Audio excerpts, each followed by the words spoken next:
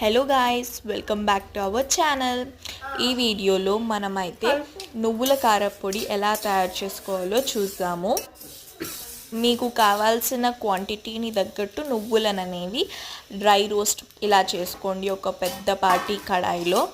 తర్వాత వాటిని చల్లారబెట్టుకోవడానికి ఒక ప్లేట్లో తీసి పెట్టుకోండి. తరువాత అదే ప్యాన్లో మనము ఇంకా కొన్ని శనగపప్పు అలాగే మినపప్పుని కూడా మనము డ్రై రోస్ట్ చేసుకోవాల్సి ఉంటుంది. అవి కూడా మంచి అరోమా వచ్చి గోల్డెన్ బ్రౌన్లోకి చేంజ్ అయినప్పుడు మనము అవి కూడా పక్కన పెట్టుకొని చల్లార పెట్టుకుందాం.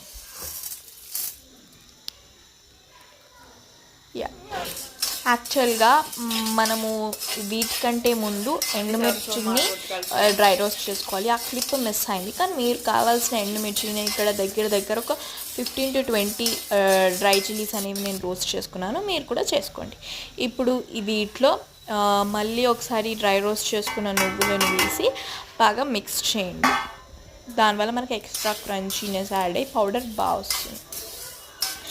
మేక్ ష్యూర్ మనకు అసలు ఇందులో కొంచెం కూడా వాటర్ అనేది మనకు ఉండకూడదు. ఈ పొడి ఇడ్లీలోకి, దోశ లేదా వేడి అన్నంలో అలా నెయ్యి వేసుకొని తిన్నా కూడా చాలా బాగుంటుంది.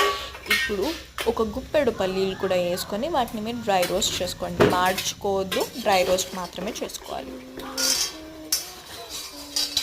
అవి కూడా అలా పొట్టు చిట్లి బయటకు వచ్చిన తర్వాత వాటిని కూడా మనం ఒక పక్కకి తీసుకోవాలి. ఇప్పుడు ఈ డ్రై చిల్లీలో మనము వేయించి పెట్టుకున్న జీలకర్ర కూడా వేసుకోవాలి, అలాగే ధనియాలు వేసుకోవాలి.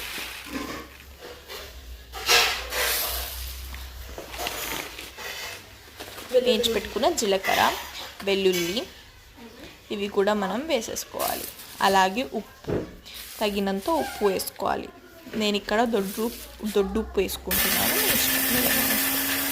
ఇలా కాసేపు మిక్సీ పడిన తర్వాత మన నువ్వుల కారపొడి రెడీ. మీకు కావాల్సినప్పుడు దీన్ని వేడి అన్నంలో